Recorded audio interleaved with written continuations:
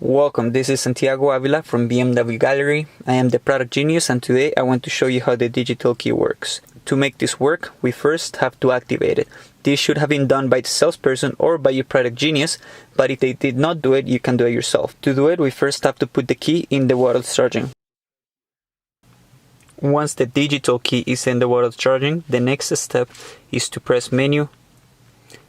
We can go into car, settings, we'll head into door access and BMW Digital Key.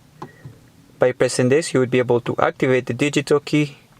Takes a few seconds and there you go, digital key is successfully activated. If you want to lock or unlock the door with the key, you can just come to the car, tap the handle.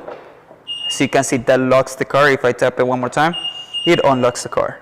If you want to start the engine, we first have to come into the car. We put the key right here in the wireless charging. You press on the brake and you press the start button.